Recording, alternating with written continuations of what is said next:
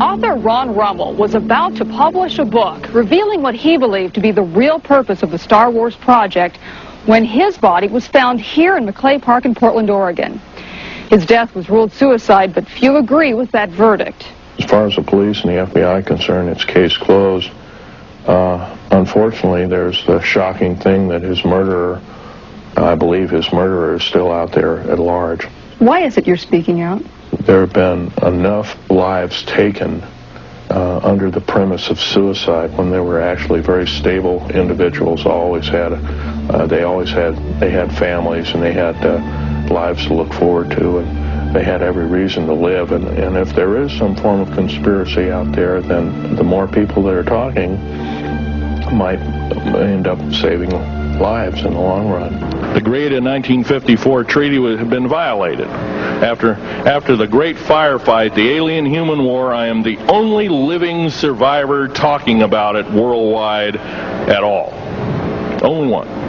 The other two are in nursing homes in Canada, and the Canadian government refuses to allow any U.S. people, including myself, to talk to them because they are afraid of kidnap.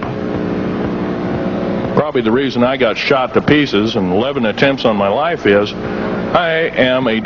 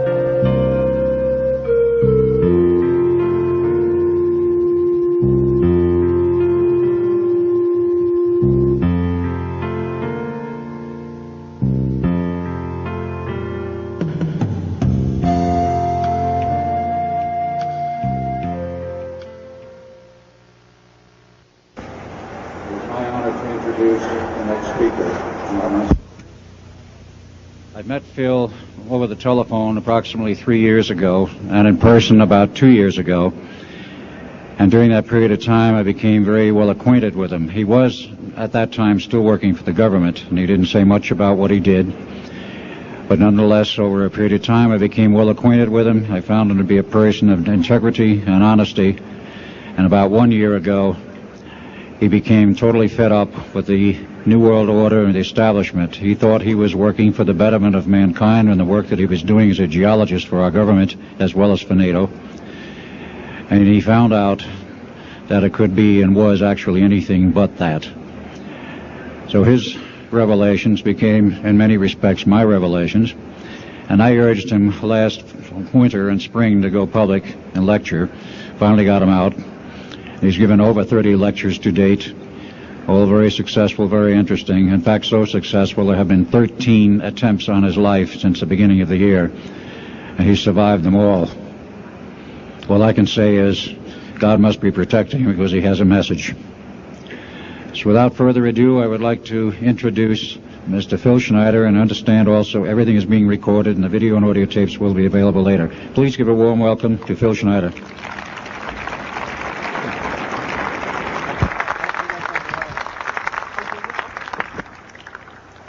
Thanks, Al. I guess I can always start off by saying loose lips sink ships. That's almost a pun anymore. I'm Phil Schneider. I worked 17 years for the United States government as a geologist and aerospace engineer as well as a structural engineer.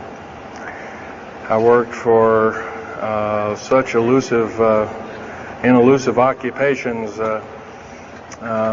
with Morrison Knudsen, Bechtel, Page & Page, Aerospatiale of France, and a host of other, EG&G, and a host of other, Los Alamos Laboratory and these kind of things. But rather than bore you with all those statistics, I've got cooked up a real mixed bag here of different topics, and it's might be a little bit like brain overload, but I'll start from the beginning.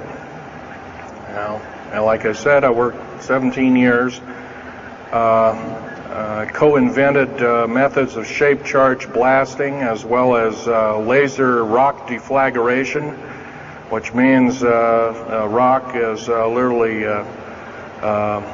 melted or powdered by a special laser combination, and the residue of the rock underneath is applied as a coating, as a liquid coating, kind of like instant agate, if you could imagine a hunk of agate, which is a hard silica mineral, rock actually. But up here we have another topic. This is an area to where I worked. I worked 11 years of the 17 years at Groom Lake, S4, S2. It's in the Nellis Air Force Base area. In fact, Groom Lake is, I'll show you in the picture right here. It's right here. Groom Lake is quite the place. A lot of rumors and other kinds of things have come out of there. Of course, people have stood on the outside for years and wondered at what's been flying there. There's all kinds of things been flying. Let me give you a brief overview. Start in ancient history land here. Back in 1909, the U.S. cavalry was engaged in catching some banditos that had crossed over the Mexican border into a place called Truth or Consequences, New Mexico. And they went into a cave or a hideout and killed the so-called bandits, but what they found out they couldn't explain. And they were called horseshoe craft at that time, or horseshoe ships. There were UFOs, and they saw these, what they called demons, gray demons, little gray guys all around the place. That was in 1909. Now in 1933, our government was actively engaged with the Europeans, mostly the French and the English, in special researches dealing with aerial phenomenon. And once again, the term flying saucer or flying disc didn't come about until much later, supposedly right around the mid-1940s. Anyway, the whole thing here is that also in 1946, I might want to add, we were engaged in atomic bomb testing and this kind of a like, and of course the area of Bikini Atoll. Some of the pictures are over here on the white board, are showing with the actual language of both the U.S. Army and U.S. Navy archives. Anyway, these flying ships were seen as early as 1945, 46. Some of them were called Foo Fighters, and you name it. They were fully known about maybe as early as 1935 or 36 by our U.S. Navy. And there was a shallow underwater base at Bikini Island, and that was probably the one reason why a number of atomic bombs were exploded in that area rather than other areas which they could have been even more remote out in the South Pacific at Operation Crossroads. Well, anyway, this all led up to later on, about 6-8 years later, 1954, during the Eisenhower administration, led to a interesting treaty called the Greada 1954 Treaty. It was the Alien-Human Treaty. And supposedly the aliens had come in and exchanged technology, and they'd want to take an occasional human being and a few head of cows, and accurate books were supposedly to be kept and all this kind of stuff. And Of course, eventually all that broke down, and aliens are notorious for being liars, even greater liars than so-called, in quote, we humans are. Alien treaties are often just not even the pieces of paper they're written on. They're just really kind of worthless. Anyway, my work as a geologist in building underground military bases, some of which are over 2 miles underground. And I think when you listen to Al tonight, if you have a chance to listen to him, he will speak of, Al's actually been on some of the high-speed monorail subway cars, if you might want to call them, that link these bases together. Some of them are capable of riding on a cushion of air about 3/4 of an inch off a rail at a better part of Mach 2. And he's actually been on one of these trains. I've only been in one of the tunnels and helped build some of the tunnels.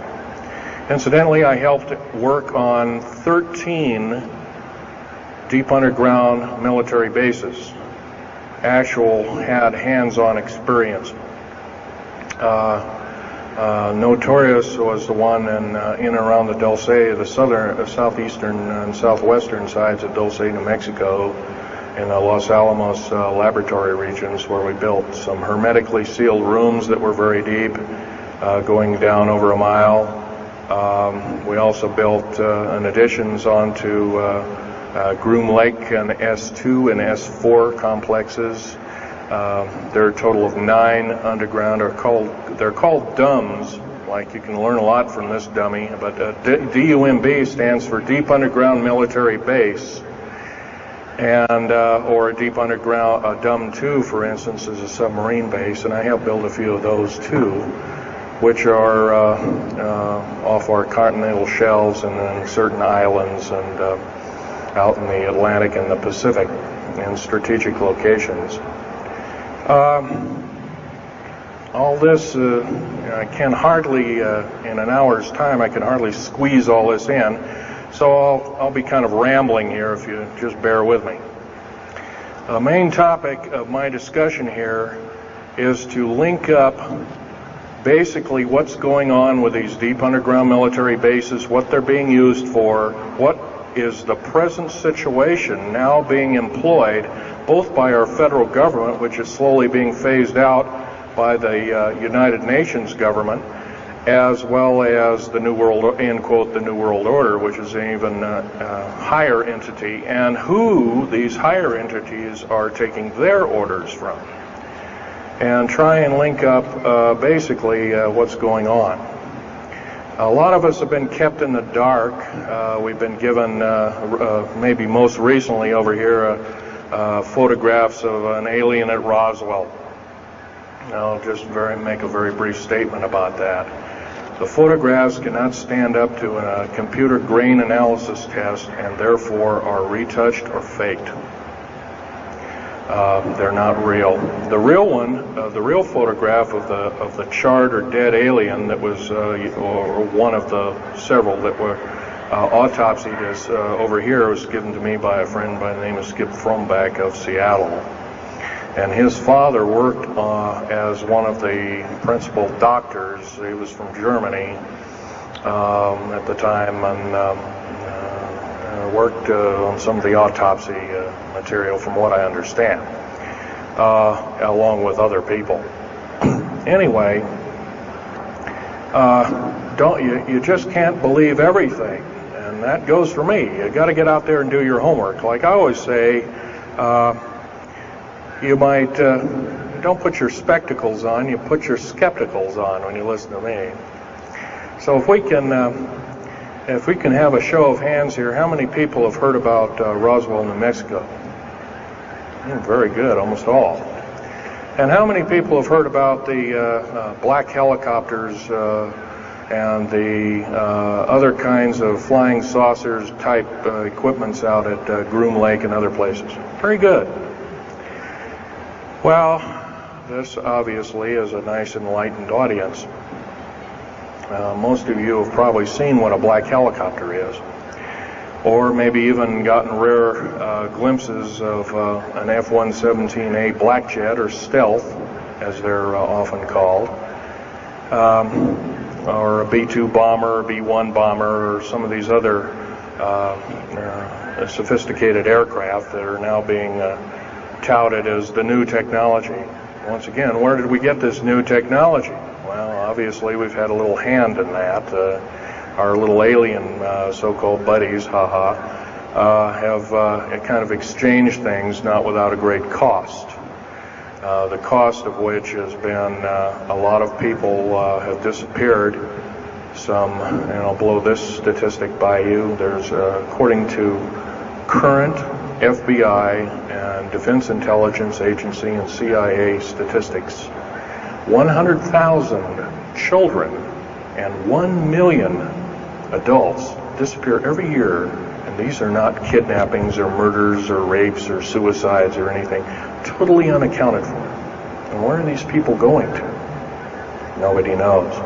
Maybe one of us in this room or somebody has encountered such an individual and lost a loved one or a friend or something, and that's unfortunate. My best friend, Ron Lee Rummel, several years ago, got himself murdered because we dared to put out in print, at that time I was still working for the government, and so was he, we dared to put in print the so-called the Strategic Defense Initiative, or Star Wars, as part of the New World Order and takes its actions. It was originally written as a kind of a spoof or a joke. We had one of these alien greys dressed up and had New World Order insignia on, and of course that wasn't taken very nicely, and my friend got himself murdered.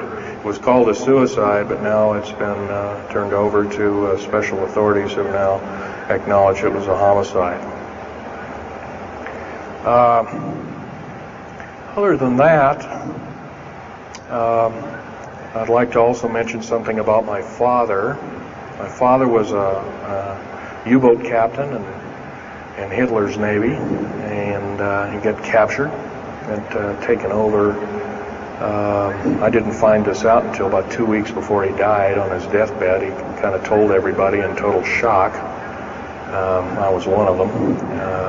In fact, I didn't believe him. I thought he was kind of in delirium or something like that. And of course, other things have come up since. And so, anyway, he was captured by the French, turned over to the Third Army, U.S. Third Army, and then U.S. Third Army turned him over to the Navy. And he was a master machinist. Now, that's not a journeyman. A master means they can take a block of metal and make a gun or a watch or some other fine instrument. And he was a master machinist. He later became an MD doctor and part of the aerospace medicine group of the United States Navy. Was instrumental in helping build the USS Nautilus and its first nuclear-powered predecessor, the Enterprise, the first nuclear-powered aircraft carrier, and other ships like it. He pioneered all the ways in building very small and miniature nuclear engines, and he even helped work later on in his life. He helped develop the infamous grid bed nuclear motor, which is now employed in some things that look like flying saucers that people claim are flying saucers. Yes, we, in quote, the United States Air Force and other armed forces, are training other European forces to fly unidentified, or now identified, or, in quote, flying saucers. We've actually built several prototypes that are flying under names of black craft. My position as a geologist and engineer got me to see a lot of things in the world. I've been in over 70 countries.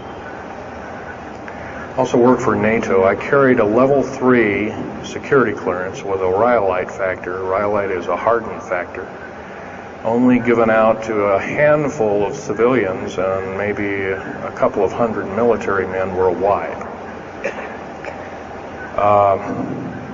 I thought I was doing the nation, United States, as well as the world a favor by, I thought I was kind of keeping my end up. Well, it didn't work out that way. I was to later find out that these underground bases are now being employed as strategic bases for, in case there is martial law in this country. Right now, our military professors that used to be in war colleges and the like are training people like ex-Russian KGB and Spetsnaz people right here on American soil. I've seen it with my own 2 eyes, along with other people, other geologists. By the way, I'm still a geologist, still do geological survey work. However, I don't work for the government anymore. I took my security clearance and all my government stuff and cut it up and sent it back to the, pardon my French, SOBs. When I found out that a number of these 131 deep underground military bases are being used to subvert the Constitution of these United States and its people, I says, that is enough. I can't possibly be connected. Oh, well, Mr. Schneider, you can't quit, they said. Well, I says, yes, I can. I'm an individual, I'm going to quit, and I'm walking off the job. And he says, so I got arrested and casually told, well, you got to finish the job. And so I caved into that part, and I finished 3 weeks, and then at that time, my father was dying, and I was allowed home, and I never went back for my paychecks. Don't intend to either. These people are beginning to show signs of being our utmost enemy. I'm talking about military people now engaged in training foreign troops on American soil, clearly against the Bill of Rights and the U.S. Constitution. It's why we formed a government, why our forefathers formed a government, a republic of these United States in the first place, way back 200 plus years ago. Because the drawing and quartering of soldiers, taxation without representation, law by edict, otherwise known as today's version, executive order, among other things. The very reasons that we became, in quote, free, a free republic, a free society, possibly one of the greatest nations to ever be a nation on this earth, were instilled in our founding fathers that are now so far away from the people now running our federal government structure. So I'm here today to touch upon a number of subjects. One being that these underground bases are roughly over 3 of them per state. There's now, instead of 12 prison camps, there's 39. That's almost 1 per state. They're building 2 prison camps every 7 months. They're building 2 underground military bases every year. Each one of these military bases, by the way, these underground military bases, they cost somewhere between $17 and $26 billion. They employ 1,800 to 10,000 workers each in varying grades of skill. They gobble up totally through the black budget, over 1/4 of the black budget, or roughly $310 billion. Of course, you may say, where are these figures coming from? Well, the black budget, as we know it, in quote, black projects, which anything called black is significant of hidden from Congress, hidden from the American people, and very few people are even in the know about it at all. But black budget per year garners over $500 billion a year. And it's these kind of huge quantities and sums of monies are garnered through CIA drug activity, National Security Agency clandestine operations, mostly in Panama and South America. Now also engaged in Russia in bringing and refining strategic metals. By the way, you might want to ask, where's all these kind of interesting new metals coming from? Over here on the whiteboard, we have the new periodic table. It's got 140 elements. Now, in our high schools of today, I was in a high school about a week ago. I saw a new periodic table had 105 elements on it. Now, somewhere, we're not being told the truth. We're being lied to at every turn and every corner. We're considered less than morons. So the government has made itself an entity, an independent taxing body, an entity into itself, and isn't accountable to anybody, not even the so-called New World Order. They just go ahead and do everything willy-nilly as they please. There's nobody checking. You don't have to worry about this. Occasionally there's a senator that pokes a nose in here and there, and that senator finds out either nicely or not so nicely that you don't do things like that. Now, if we're to gain a grip on our country, if we're to take our country back, we must first ask our public officials if they cannot tell us the truth, and we will impeach them, or they will be impeached, or they'll be tried as traitors. This is pretty stiff language. Already it's slowly beginning to trickle out and to occur to a number of people that this may be the only way out. Also, our founding fathers, George Washington, Patrick Henry, and a few of the other ones, came up and said that you don't want to let the beast out of the box. And they were talking about a runaway government. You don't want to allow your government to become like England at that time. And so they warned us about this very same kind of thing. First of all, the United States is not a democracy. It's not a republic anymore. It should be a republic. That's to the republic for which it stands, one nation under God. Why we can't even pray in the public schools anymore. We have to have a Supreme Court judge or group of them, plus Janet Reno and company, among other things, telling us what to do. Interpret for us as if we cannot read with our own two eyes and understand with our mind. This, of course, is bad policy all the way around. And I guess I don't need to blow that by your ears. Okay, on another subject, I have a number of items up here at the table. One of which here is, I can show it, is a heavy hunk of rock indeed. It has a weight of about a little bit more than a pound, 2.5 times the weight of uranium. It's not radioactive, can never be made radioactive. It's composed of earth, rare earth, clays, and powdered metals, as well as an alien element, mostly from crashed, retrieved flying saucers and those of the kind that have happenstance to crash in our deserts and backyards, so to speak. It's called mironite. This is employed in every stealth aircraft, every black jet, throughout the black budget. Also in the very small quantities in the skins of black helicopters.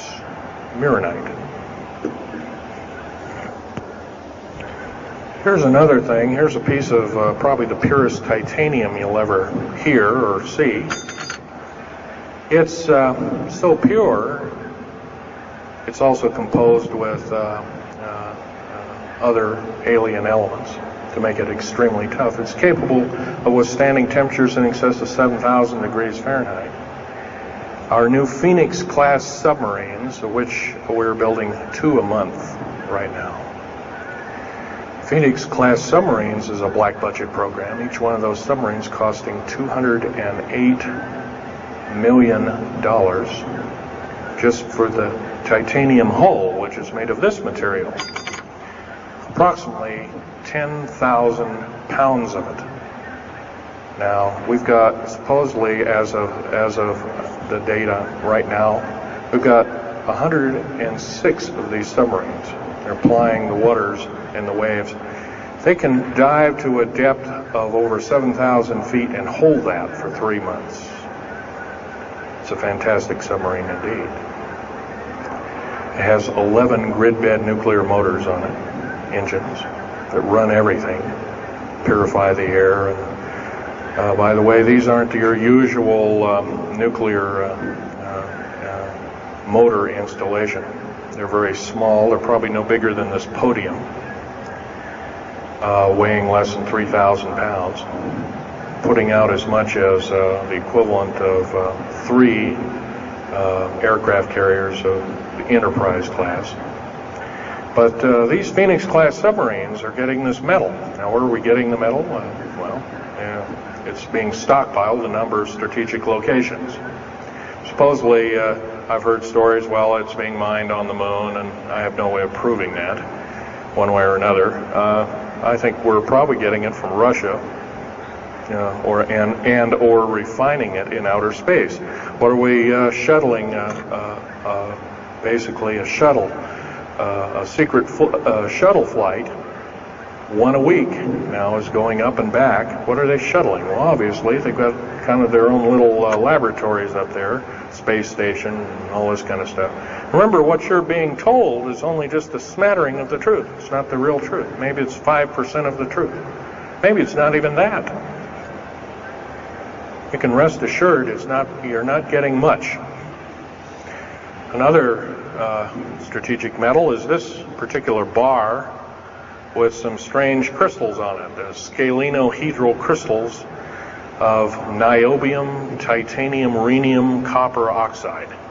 This complex group of elements, not found on the Earth in specific quantities. This was developed at Los Alamos through EG&G and other outfits, are employed in all black jet aircraft. All of them, including the, in quotes, sport model, the little flying saucer we occasionally see over at Groom Lake. And by the way now, if we happen to be with a video camera, taking pictures of the so-called area around Groom Lake, it's now, you can get your equipment confiscated, your car, your house. You're considered the same thing as a drug dealer, and you'll go to jail for 5 years, up to 5 years, and $1 million fine. I personally don't think this is what I'm hearing. I just don't think that this kind of punitiveness is what we need in America, and we have to get rid of it. Otherwise, we're going to die with no America. Here's some other elements. Here's a very light element. It's composed of lithium metal, as well as a alien element, a little heavier than hydrogen, but a little lighter than helium, also employed in this. It's used in secretive methods of propulsion. And it also is in a peculiar scalenohedral crystalline form. And anything scalenohedral, and by the way, a scalene triangle is no side is equal to another side. The scalenohedral metallic crystalline structure is definitely alien element, or alien technology converted over to our own technology. These were given to me about a year ago. They're called alien or aurora drops.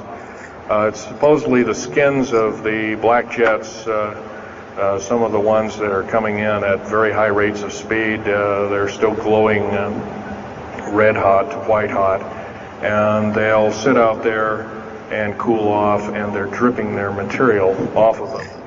And it's kind of like a rubberized coating. It's not rubber, I can tell you that. This is hard as lava rock or harder, capable of withstanding tremendous temperatures, but nonetheless some of it sloughs off every time, and so they just kind of scoop it up and throw it in the trash can. There are a few pieces of it. Here's one of the hardest so-called man-made rocks. Once again, it's got a number of alien counterpart.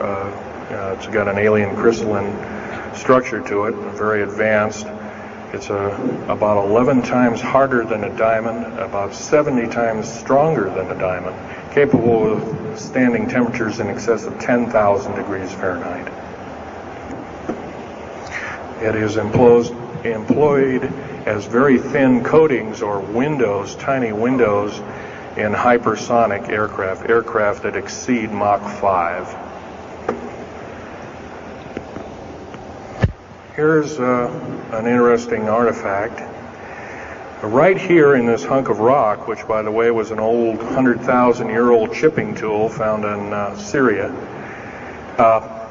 Jordan, is a imprint of, it looks like a fossil, but it's not. It's an imprint of a small mechanical part with exactly 360 kind of little rotor blades. Well, this rock is 220 million years old. Who was making machines 220 million years ago? Maybe von Däniken was right after all, huh? Here we have an actual piece of agatized fruit, or it's similar to a lime. It's even been pecked by a bird at one time, and that's still there. So it was instantly turned to agate. It is the same agate or chemical structure as material found at Hiroshima and Nagasaki after the A bombings in World War II, where grasses and flowers and petals of flowers and other kinds of things were instantly petrified, turned to agate. It is the same identical crystalline structure. However, this particular piece is about 20 million years old, and it's still got its original green coating, and it's basically unchanged. Perfect condition. Likewise, here's a garlic plant about somewhere between 20 and 35 million years of age, and once again it's got that same pink agate coating. And here are some pieces of the metal skin from the crash disk at Roswell. It was given to me when I was 14 years old. My father was visiting one of his old friends in the Navy archives, as well as he was in the Royal Navy in England. And I, as a 14-year-old boy, I says, "Gee, Dad, can I ask Johnny something?" "Oh, go ahead, ask him. Get anything you can from him," that kind of thing. I says, "Well, gee, Johnny, well, do you think I can have a piece of this metal?" "Oh, no, you can't have that." And I says, "Oh, give it to the kid. What the heck? He won't have it very long anyway." Well, I've had it all this time. It's kind of a unique thing. They were able to break the skin of that craft, by the way, by dropping it into a bath of liquid nitrogen, hitting it with a mechanical or hydraulic hammer, and it shattered into little bits. And it was later analyzed and adapted for our own technology. All these artifacts are fine, but once again, the main part of this talk is, where's it all leading to? We get very little spin-off to where any of this is leading to. Occasionally we'll get a new computer, or maybe a quartz watch, or some little trinket, kind of like giving the Indians beads a couple of hundred years ago. Well, we're getting these little spin-offs. But the black budget still rolls on, garnering up over $1 trillion every 2 years. It's somewhere between 1.023 trillion and 1.31 trillion dollars every 2 years. And every year it goes by and the black budget is unchecked, unaccounted for, it's just subverting our country. That's number one. Number two is that these underground military, first of all, if there was something like a nuclear war or there was a definite enemy out there where we were going to be under attack, like from China or someplace like that, I could see maybe a couple of dozen underground bases for a government, and so it could theoretically rise up like the phoenix out of the ashes. Well, not 131 of these, and if you were going to so-called round people up and put them in prison camps, what a better prison camp than underground, where nobody knows where it is anyway. So once again, these underground bases are most likely been planned as underground prison camps and slave labor factories for the New World Order. New World Order, by the way, is getting, and I'm probably the only person ever talking about this, the New World Order is taking, and the United Nations is taking its orders from, believe it or not, these more powerful outer space alien entities. We might call them the large grays or the small grays. Sinister forces indeed.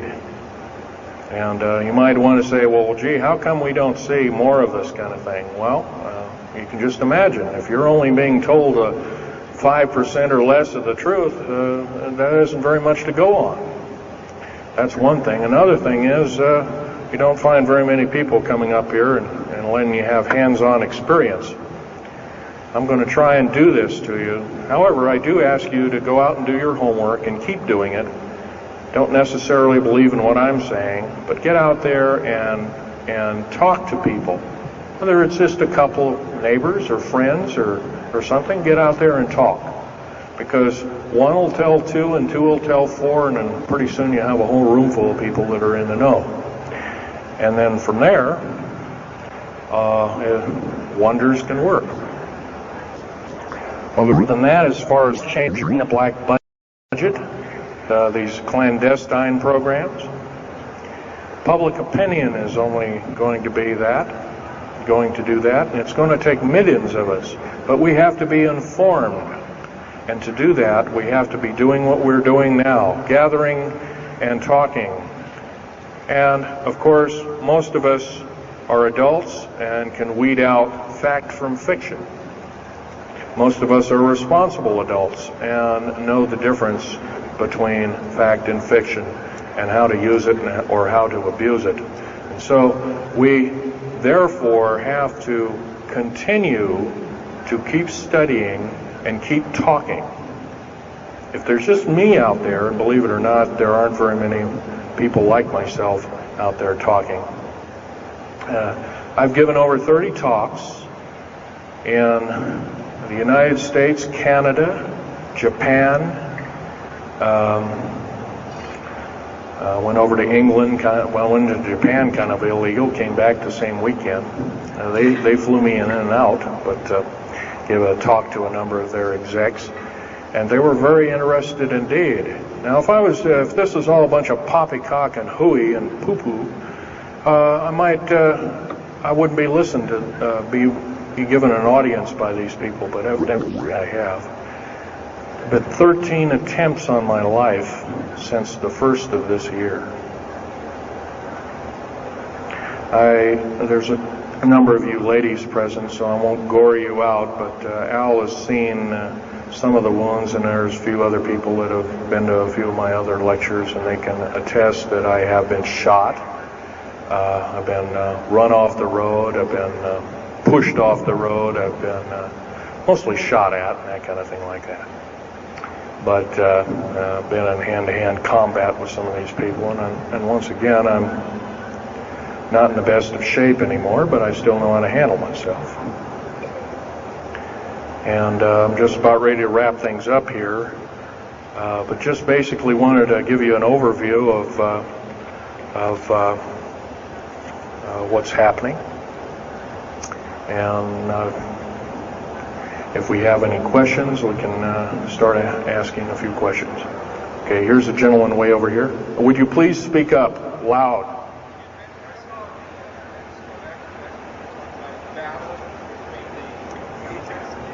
Yes, I was involved in in 1979, in August, late August of 1979. I was involved working through Los Alamos Laboratories at Dulce, New Mexico, and what's now known as the Alien-Human War. 66 Secret Service agents, government workers, geologists, and the like.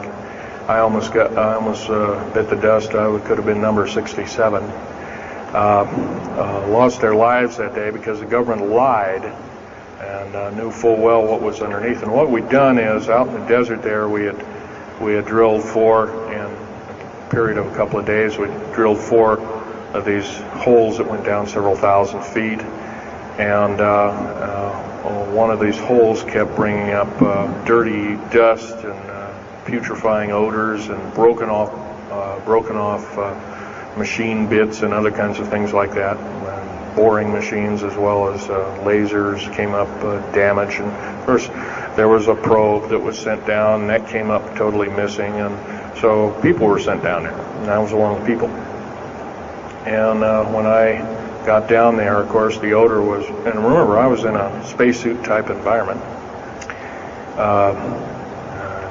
All I had was a small tool belt with special sensors, a small rock hammer, and a rucksack for mineral specimens and other kinds of things like that.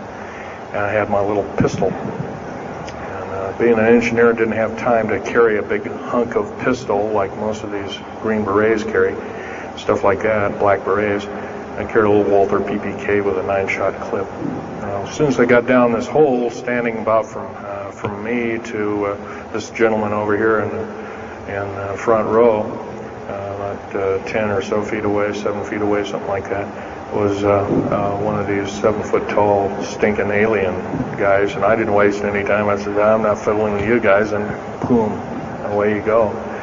And I was one of the rare few that had been allured that this may or may not occur, and so basically was given ET training. But a lot of these other people weren't, and we were.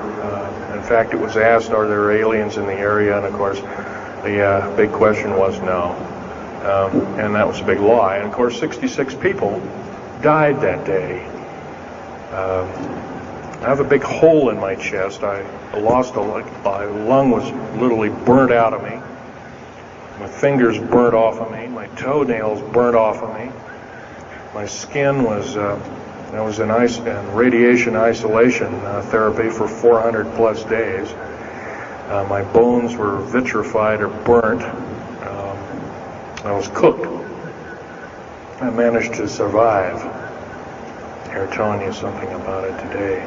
But other than that, I'm the only talking survivor. There are only 2 other survivors, and they're in nursing homes up in Canada. And Canada refuses to allow the United States officials to talk to them, and they're in very bad shape indeed. One of them can't talk, and the other one doesn't want to.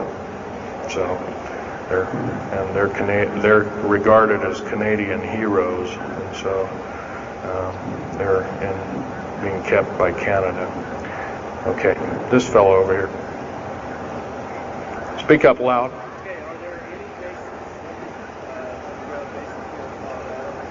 Actually, yes, there's several. In fact, as I was coming to this talk, I was supposed to be here by plane, but there was a subsequent foul-up. Anyway, I drove all the way and did it in one day.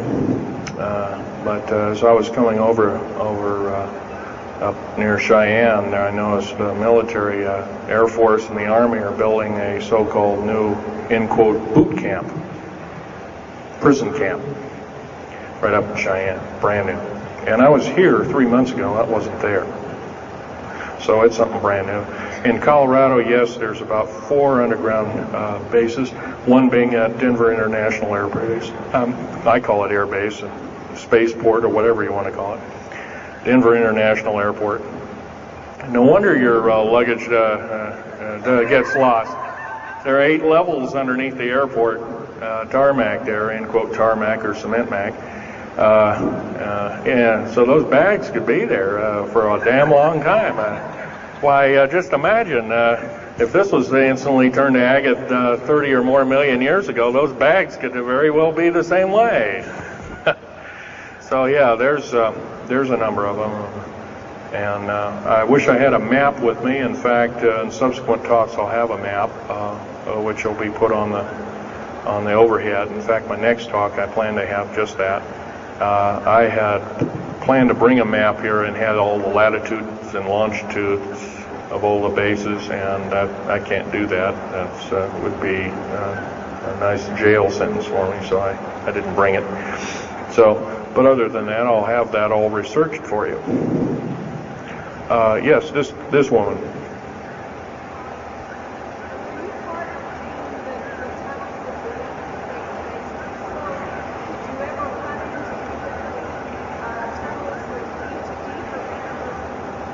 Yes, as far as there being an inner Earth, a hollow Earth or anything like this, no, I've never run into anything like that. However, Al Bielek has been on these tunnel trains at the better part of Mach 2, going from coast to coast in an hour and a half, faster than any jet plane that we got, including the SST, or thereabouts, the same rapid speed. But I helped build a lot of these tunnels, and all of the underground mountain or military bases are connected, all of them, all 131 of them. They're connected both by road, not a big freeway under there, but it's at least a 2 to a 4 lane road, rather narrow lanes, but they're there, and they're also high-speed magneto-leviton train tunnels. Yes, this lady over here. Stand up and speak up, please.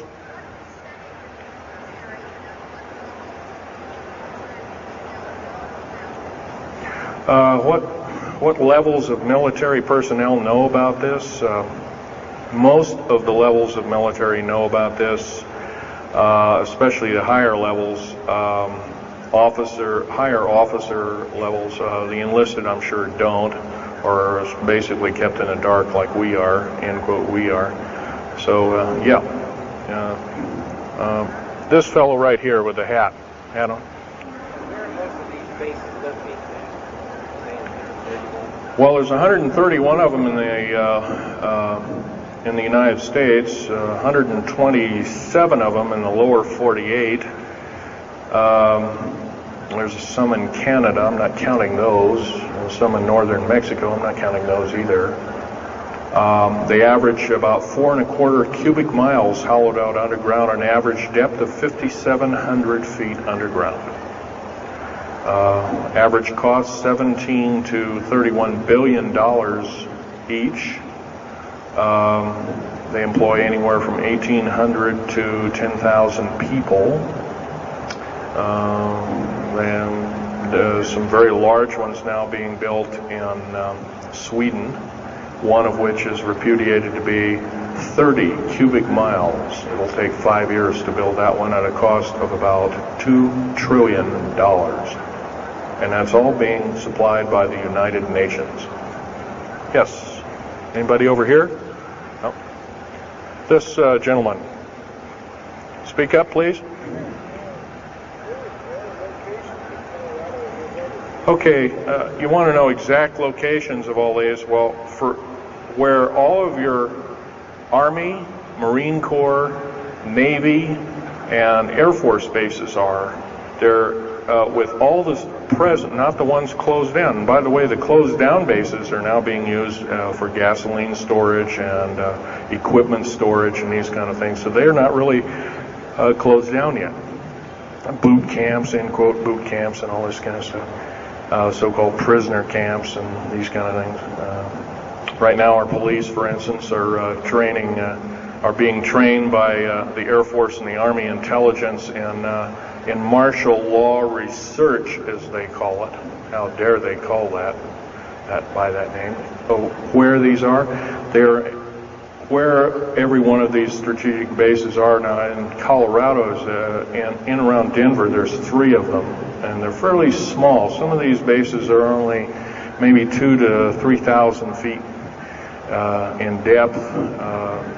Some of them were built a long time ago, back 35, 40 years ago, and they're only maybe 500 feet. and they're mostly for equipment storage. Denver, and then there's Fort Collins. There's also Colorado Springs area has a number of them. By the way, Colorado Springs is kind of a famous area. Nikola Tesla's laboratories were in Colorado Springs, and need I say more? I'll leave that up to Al Bielek. As far as Nellis Air Force Base, there's 9 underground mountain bases in Nellis Air Force Base. That's in Nevada. It's north of Las Vegas. There's going to be a UFO show and conference in Mesquite here later on this month, and that's up very close to, in quote, Area 51. That whole area, by the way, the state of Nevada is 81% in quote, managed or owned by the federal government. The land is either restricted or run by the federal government. That's why there's groups rising as we speak, dealing with the problem very vociferously, and senators are now getting involved. So evidently waking up is occurring. Yes, this gentleman over here. Speak up, please.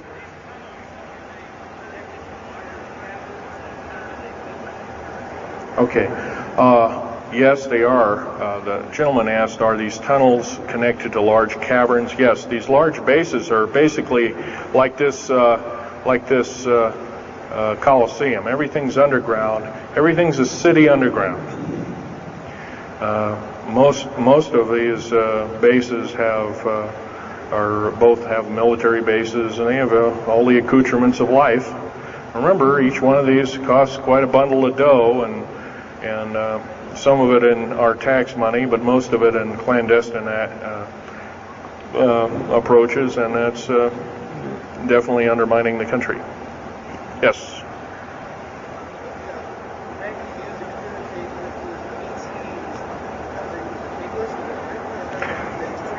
Well, some of them have a difficulty in understanding our language. It's too slow to them. If you've heard whale songs or bird chirpings at high speed, it's about what these aliens sound like audibly to us, so it's a bunch of gibberish. Yes, they've slowly actually broken down. There's 11 prototypes or 11 civilizations of aliens visiting this planet all the time, all of which are known by the U.S. military, 9 of which are not very good indeed. They're pretty bad news. 2 of which are benevolent, but the benevolent ones have supposedly left. They have their own little war of sorts, especially the Pleiadian groups and whatnot like that, of which Val Thor was repudiated to be a Venusian, but other people will alert he looks more like a Pleiadian. He looks normal human, except he's got 6 fingers and toes. He's got one oversized lung. He's got 2 hearts. He's got all kinds of weird stuff. Bones are bigger. Yep.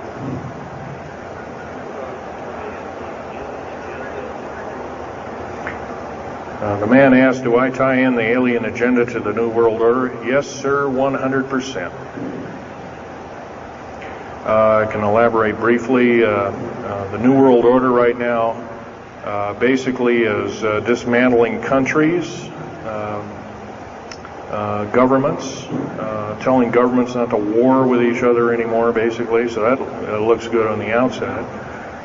They're taking their orders directly from the aliens who've got their own timetable. They want the one world order because they want the planet for themselves. And, of course, you've often heard of the term Global 2000, and that's a supposed sinister plot, or has been a group of sinister plots to produce biological weaponry to reduce or thin out the so-called ethnic cleanse the population of the planet by 5/6, or roughly 5 of 6 billion people, enslaving the rest to work willy-nilly with the so-called people of the New World Order. Now, another peculiar thing is the alien agenda is not really well believed nor understood by a lot of these one-worlders.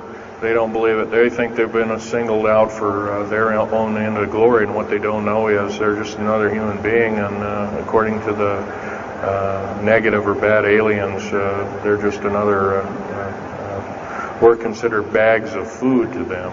They don't eat us like we think of a cannibal eating a hunk of meat, but they use our glandular secretions as part of their food base, their blood and our glandular secretions like adrenochrome and other kinds of things like this.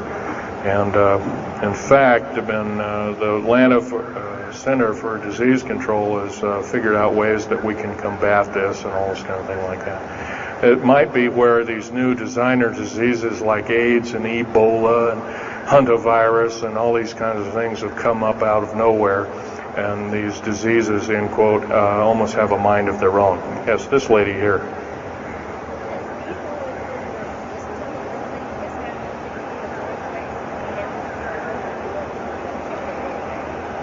Okay, lady asked, is the tunnel building having an effect with earthquakes?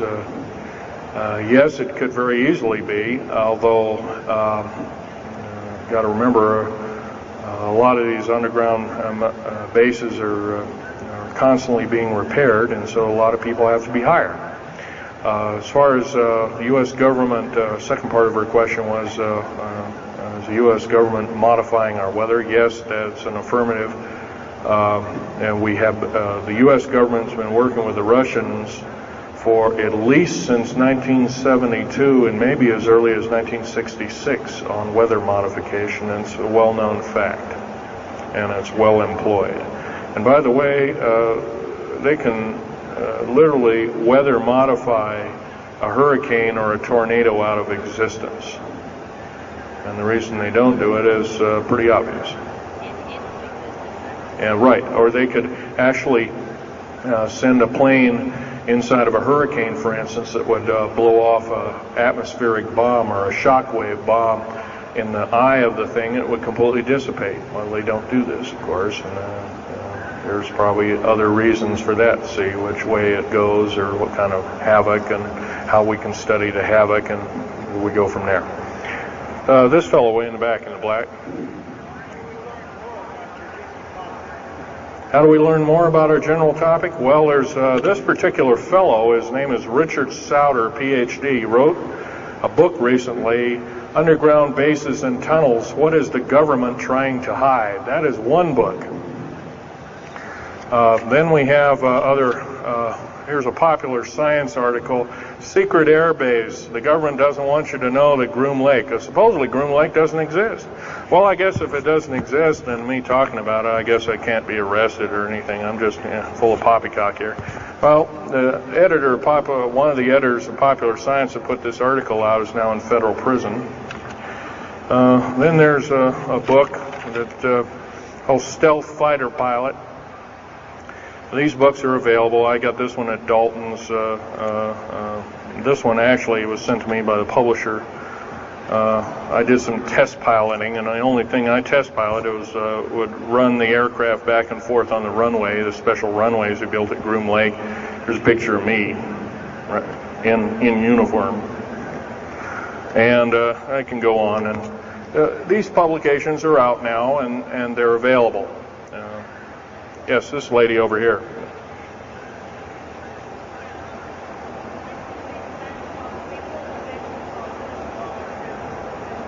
I can't hear you. What?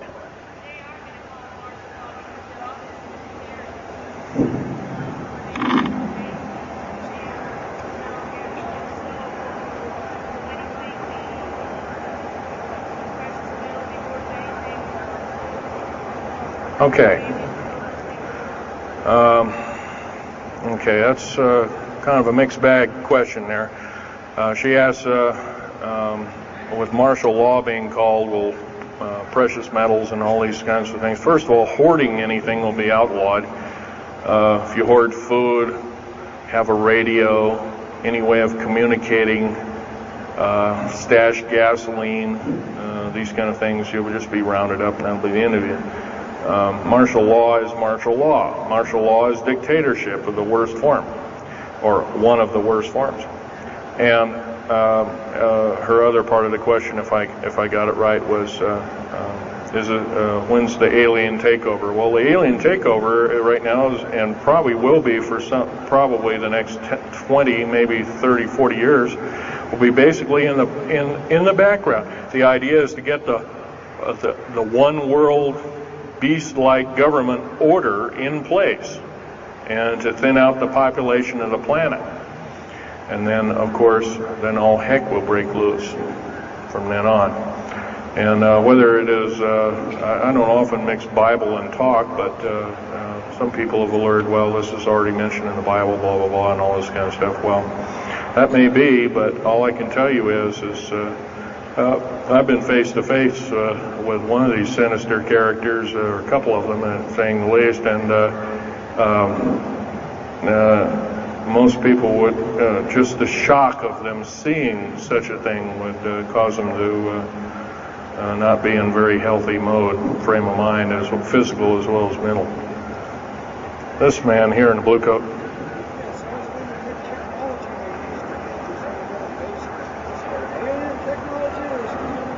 Well, it's a combination. What technology is used to build these underground bases? Well, we have lasers that can drill out, or basically deflagrate or melt out a tunnel 7 miles a day. And that tunnel is 28 feet wide, 28 feet high. You've been told about drilling and boring machines in a very slow, quarter of a mile a day.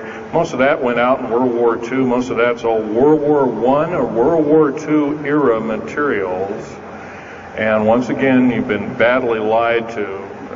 I can hardly believe. First of all, I've worked on public engineering projects, and we do better in grinding up road beds and laying them down at the rate of 4 miles a day, and supposedly that doesn't exist. Well, I worked on one in the state of Oregon just a few months ago, and we built a tunnel for sewage tunnel and whatnot like that. It wasn't very big. It was about 6 feet across, and I drilled right through solid rock, right to base of under one of the hills in Portland for their new light rail.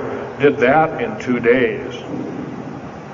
But it was a small, complex tunnel. It was big enough for a man to crawl through and inspect. I was one of the people that inspected, so yeah.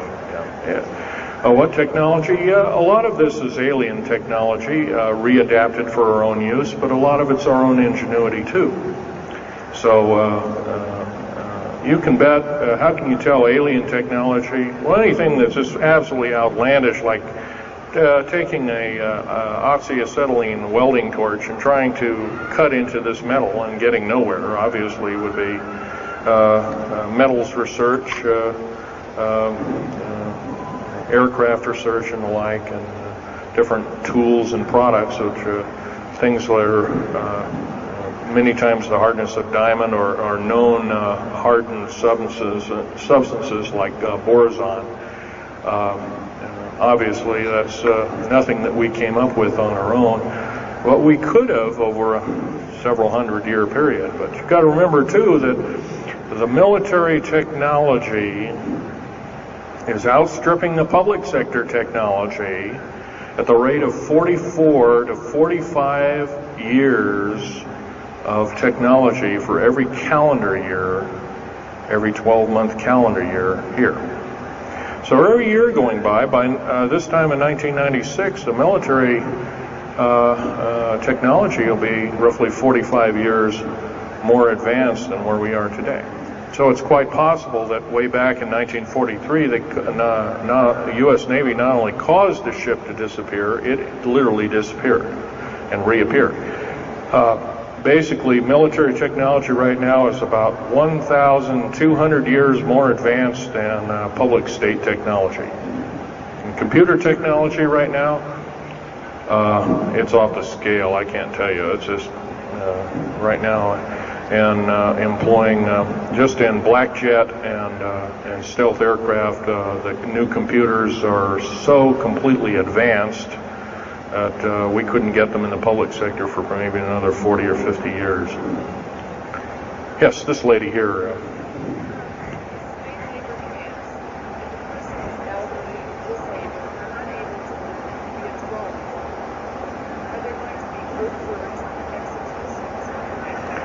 Well, the lady asked with the slave labor camps, the old, the infirm, the handicapped, are they going to be executed, and will there be executions? You can bet your bottom dollar there actually will be these things.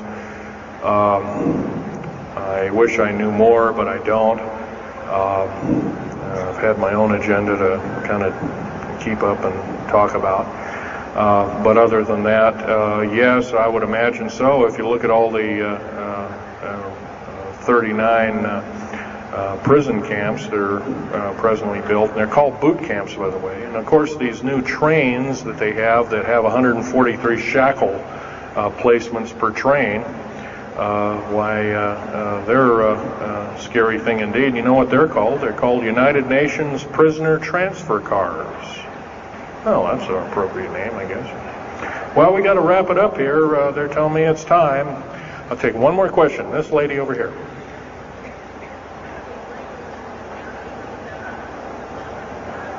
Don't brainwash. They don't brainwash you. How do they brainwash 18,000 people that are working? Well, you sign this little piece of paper saying you work, you go to prison for the rest of your days. Or you're not going to be taking home a paycheck of about anywhere from $4,000 to $40,000 per month, depending upon your position. $40,000 a month is a lot of petunias. Okay, well, I got to wrap it up here, folks. So I'll be over in Al Bielig's booth. I think it's over in booth number 125. I could take other questions there and let you take a look at artifacts. And once again on these artifacts, in a very few minutes, don't handle them, just look at them. Thank you very much.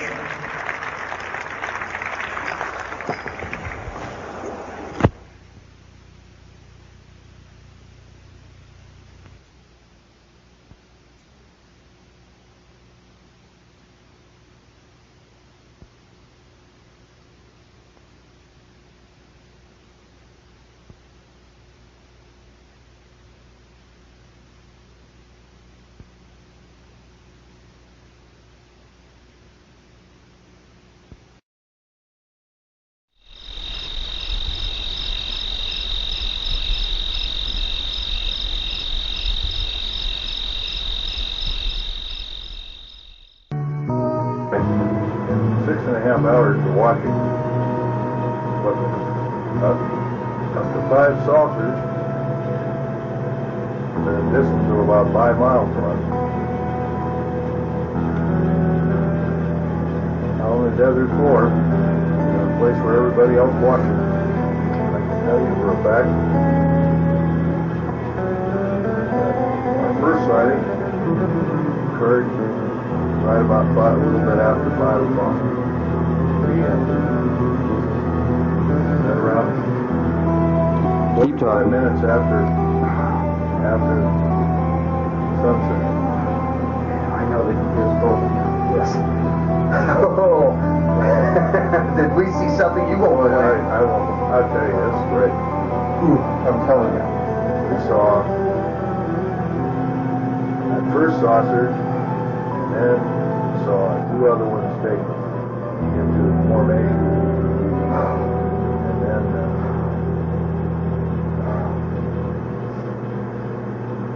watched for pretty close to 3 hours, in and out of the car, the car too warm, getting out of the car, and I had a radar detector in my hand, and the thing went nuts every time I saw it was across the desert floor.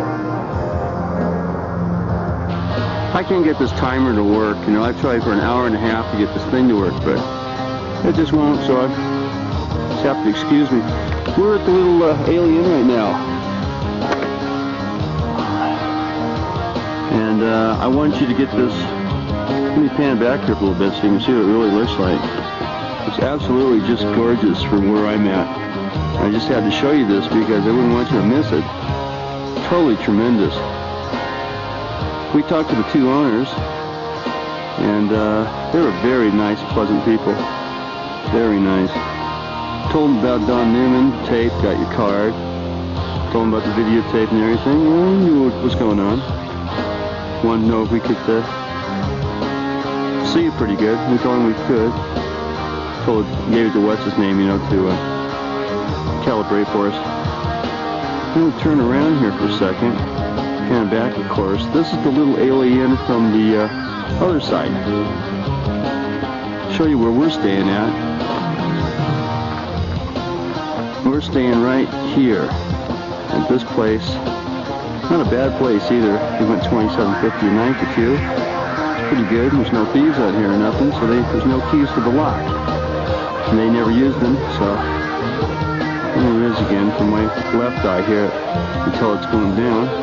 There's the Groom Lake facility way up there. I don't know, I can't see too good in black and white in this viewfinder, but if you might be able to make out that snow up there. Yeah, now you can see it. Snow everywhere. We're going to go down the road here as much as possible. Wait for a little while for the UFOs. There's another little friend of ours. Okay. Pan back again so you can get a chance to see everything.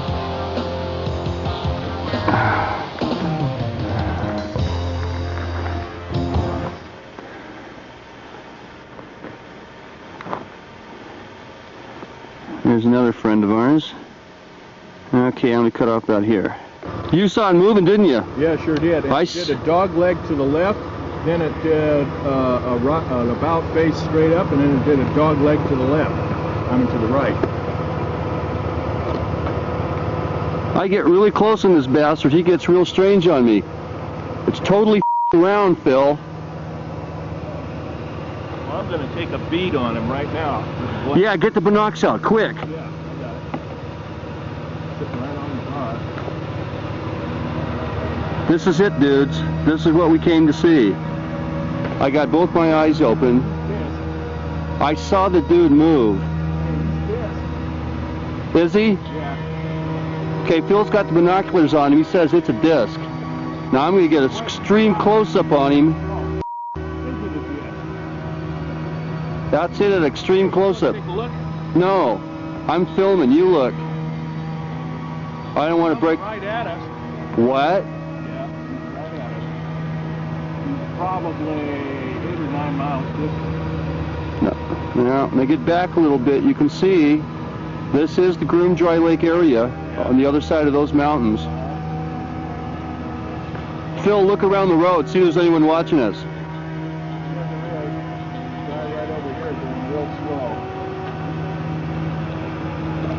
Better believe it. He's doing about 10 or 15 miles an hour. There he is. Let me get my radar out.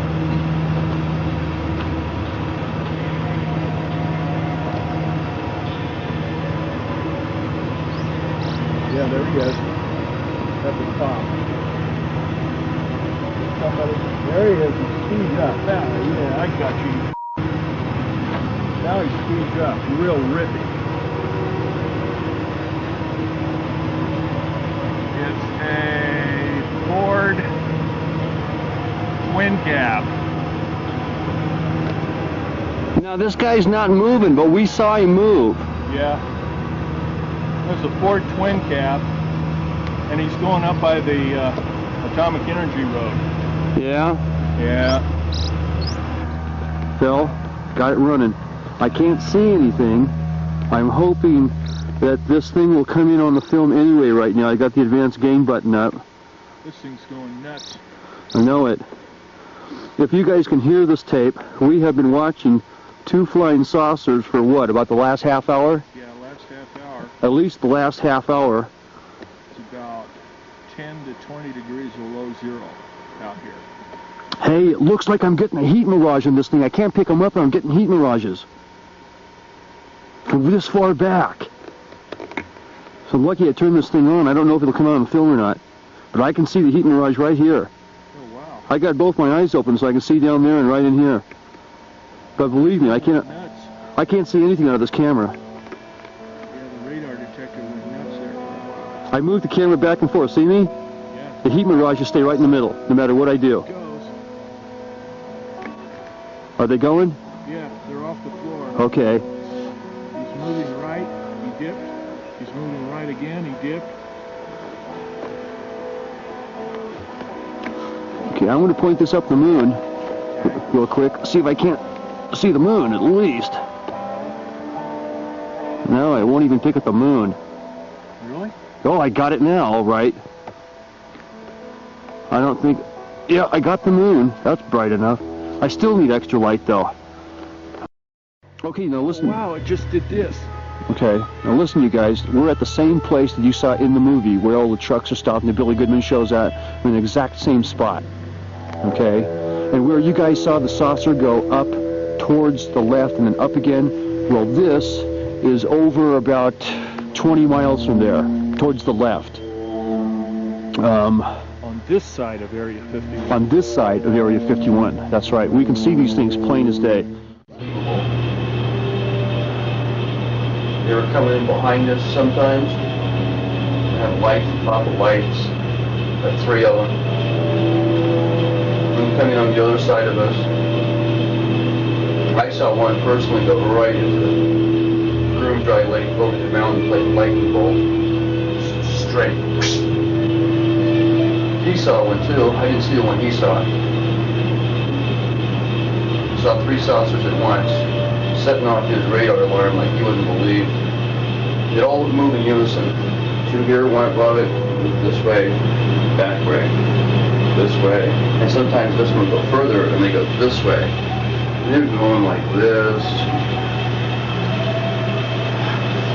It's unbelievable. Just doing it like you wouldn't believe. So anyway, what? About 10 o'clock, we had enough of it being 10 miles away. We snuck up on it, lights out. Probably got in with about 6 miles in, maybe more. And then that security thing, Jake came up after us. So, good night. One hell of a Christmas, though, I tell you. After seeing this stuff tonight, I got no doubts whatsoever. These guys got ARBs out here, and they're testing saucers. Well, I saw it tonight with saucers. There's no airplane crap about it. Airplanes can't go zip, zip, you know, up and down. This is where we were last night. This is the same patch of road where Billy Goodman and all the other people come here. Give you an example of where we are looking this way. This is going west towards Tonopah. Show you the road behind us here. This is at full zoom magnification. The road's back there. I don't think you can see it from here. Anyway, there's the car we were at. This is how we were parked. There's the other road we took a ride on last night to go see the saucers that were downed. They were landed flying saucers, there's no doubt about it. Okay, now where am I? We roughly were seeing them right over here.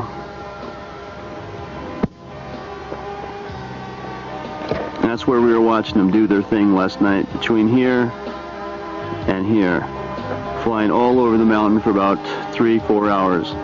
We sat here, got in and out of the car, watched them, the whole thing.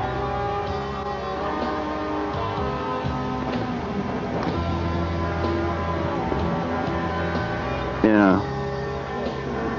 Okay. So this is it.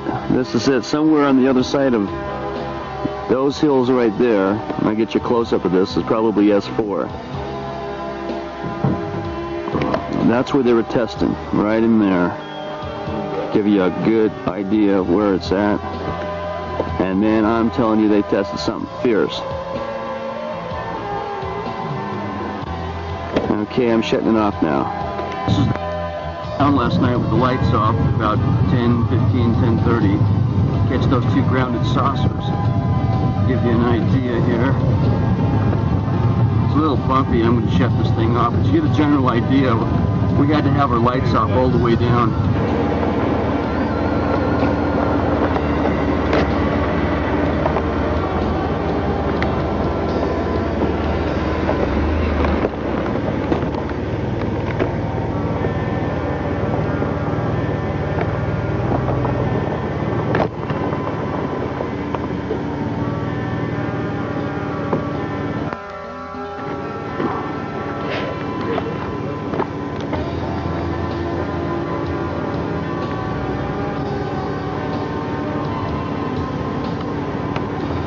close up. Get closer to it.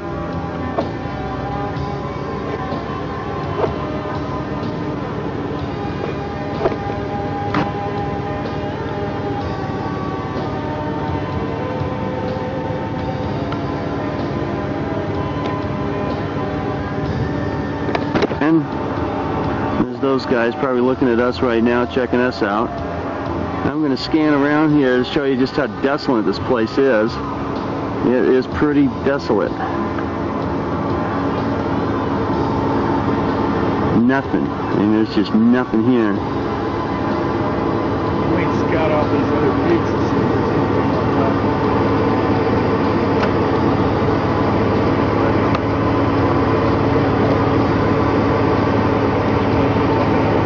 There's the road we came in on. You can tell it's way the heck over there.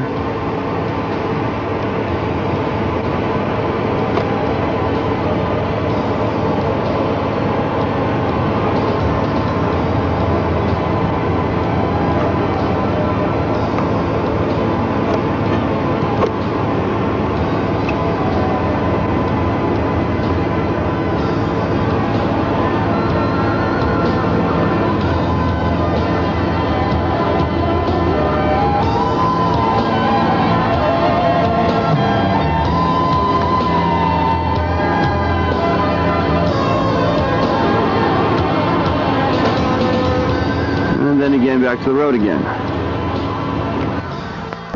Well, I've heard people can get killed if they see too much up in the mountains. So, you know, prudence is the word. That's right. Gotta use prudence. So, you know, and anyway, I was getting calls 20 below zero out there for God's sake. All I have to say, it's just been an amazing Christmas present. That's all I'm going to say. Merry Christmas to you all, folks.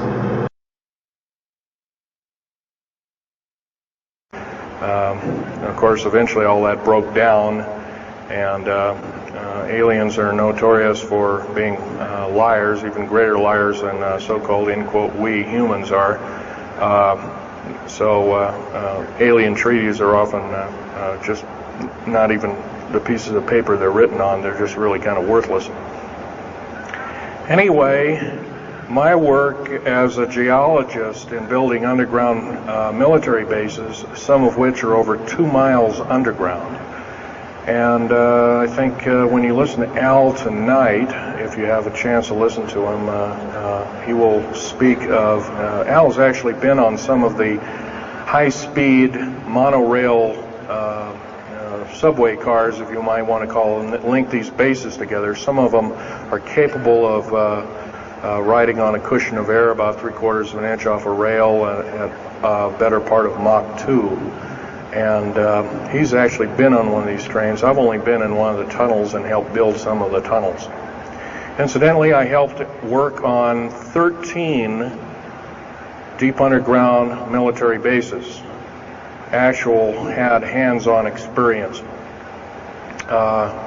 Notorious was the one in and around the Dulce, the southeastern and southwestern sides of Dulce, New Mexico, in the Los Alamos laboratory regions, where we built some hermetically sealed rooms that were very deep, going down over a mile.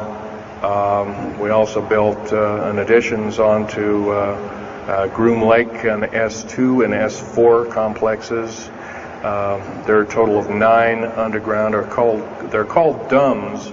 Like, you can learn a lot from this dummy, but DUMB stands for Deep Underground Military Base, and or a deep underground DUM2, for instance, is a submarine base, and I helped build a few of those too, which are off our continental shelves and then certain islands and out in the Atlantic and the Pacific in strategic locations. All this, I can hardly, in an hour's time, I can hardly squeeze all this in, so I'll be kind of rambling here if you just bear with me. The main topic of my discussion here is to link up basically what's going on with these deep underground military bases, what they're being used for, what is the present situation now being employed both by our federal government, which is slowly being phased out by the United Nations government, as well as the New World, end quote, the New World Order, which is an even higher entity, and who these higher entities are taking their orders from, and try and link up basically what's going on. A lot of us have been kept in the dark. We've been given, maybe most recently over here, photographs of an alien at Roswell. I'll just make a very brief. Author Ron Rummel was about to publish a book revealing what he believed to be the real purpose of the Star Wars project when his body was found here in Maclay Park in Portland, Oregon. His death was ruled suicide, but few agree with that verdict. As far as the police and the FBI are concerned, it's case closed. Unfortunately, there's the shocking thing that his murderer, I believe his murderer, is still out there at large. Why is it you're speaking out? There have been enough lives taken under the premise of suicide when they were actually very stable individuals. They had families and they had lives to look forward to, and they had every reason to live. And if there is some form of conspiracy out there, then the more people that are talking might end up saving lives in the long run. The great 1954 treaty had been violated. After the great firefight, the alien-human war, I am the only living survivor talking about it worldwide at all. Only one. The other two are in nursing homes in Canada, and the Canadian government refuses to allow any U.S. people, including myself, to talk to them because they are afraid of kidnap. Probably the reason I got shot to pieces and 11 attempts on my life is I am a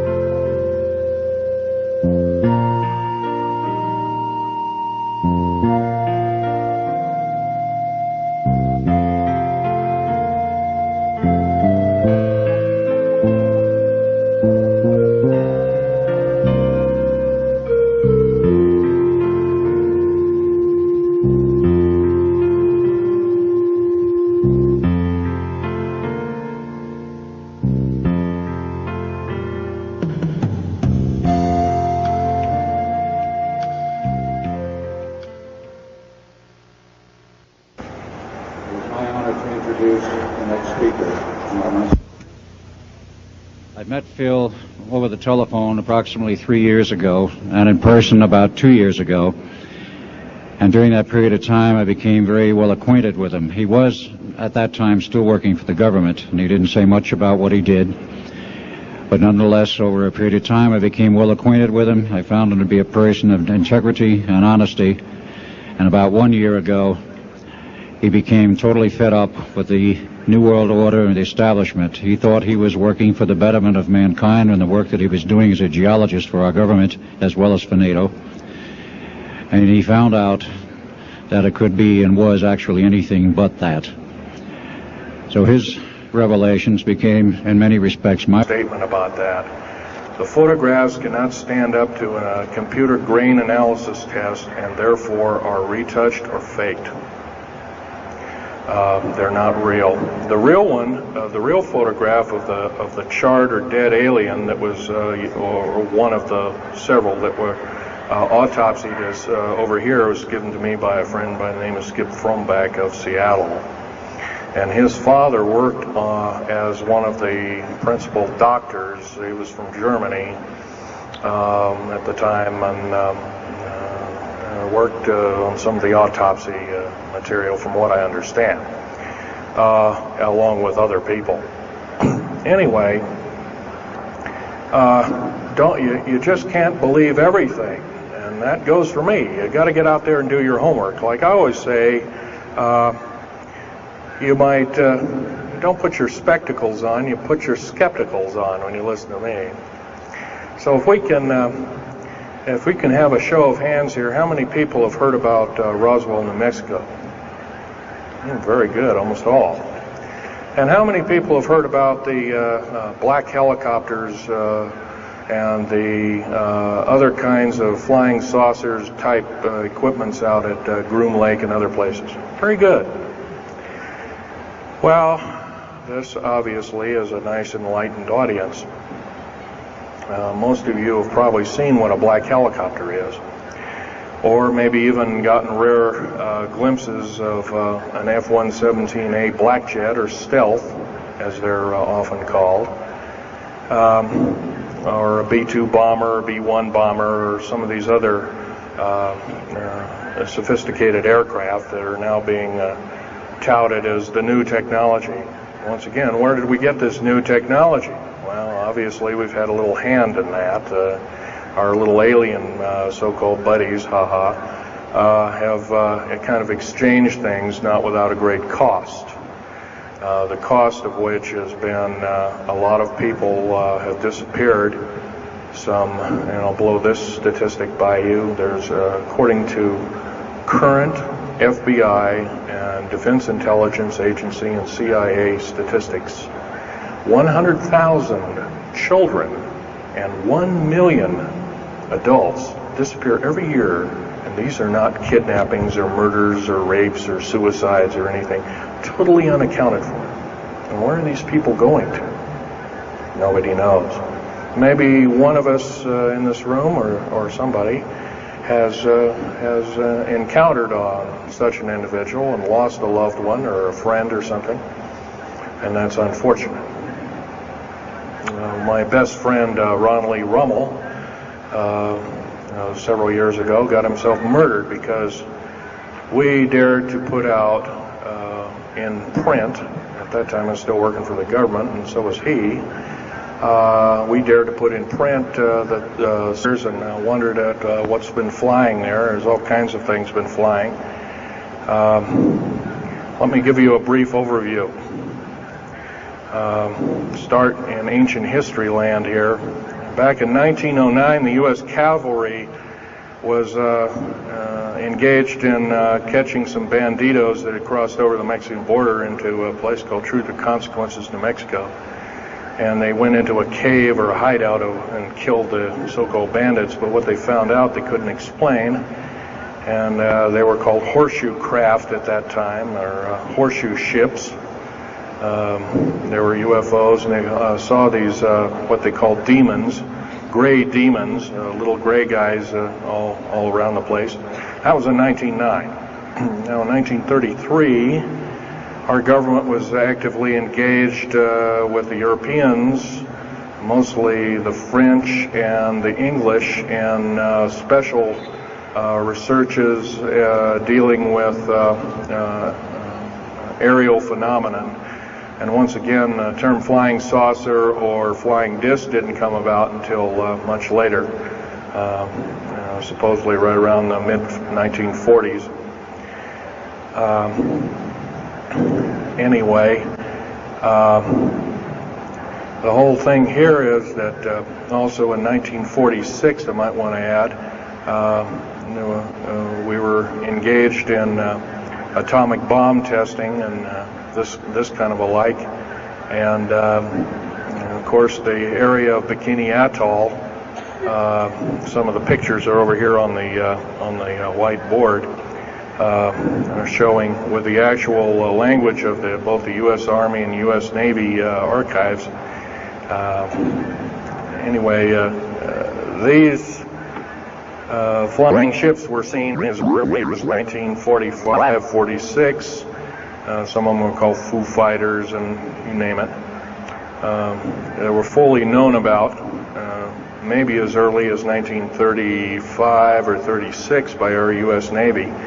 And there was a shallow underwater base at Bikini Island, and that was probably the one reason why a number of atomic bombs were exploded in that area rather than other areas which they could have been even more remote out in the South Pacific at Operation Crossroads. Well, anyway, This all led up to later on, about 6-8 years later, 1954, during the Eisenhower administration, led to an interesting treaty called the Greada 1954 Treaty. It was the Alien-Human Treaty. And supposedly the aliens had come in and exchanged technology, and they'd want to take an occasional human being and a few head of cows, and accurate books were supposedly to be kept, and all this kind of stuff. And revelations. And I urged him last winter and spring to go public and lecture. Finally got him out. He's given over 30 lectures to date, all very successful, very interesting. In fact, so successful there have been 13 attempts on his life since the beginning of the year, and he survived them all. All I can say is God must be protecting him because he has a message.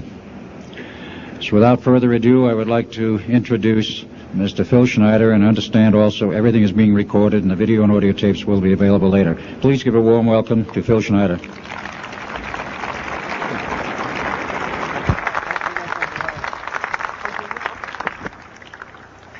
Thanks, Al. I guess I can always start off by saying loose lips sink ships. That's almost a pun anymore. I'm Phil Schneider. I worked 17 years for the United States government as a geologist and aerospace engineer, as well as a structural engineer. I worked for such elusive occupations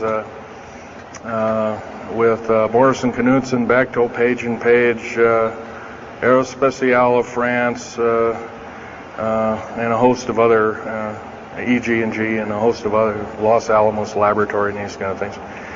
But rather than bore you with all those statistics, I've got cooked up a real mixed bag here of different topics, and it's might be a little bit like brain overload, but I'll start from the beginning. Now, like I said, I worked 17 years.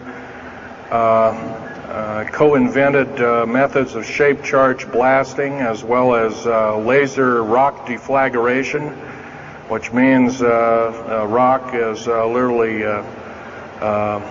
melted or powdered by a special maser laser combination, and the residue of the rock underneath is applied as a coating, as a liquid coating, kind of like instant agate, if you could imagine a hunk of agate, which is a hard silica mineral, rock actually.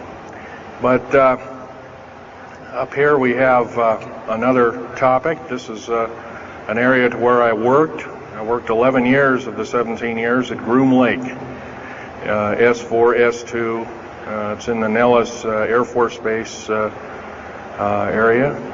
In fact, Groom Lake is, I'll show you in the picture right here. It's right here. Groom Lake is quite the place. A lot of rumors and other kinds of things have come out of there. Of course, people have stood on the outside for years.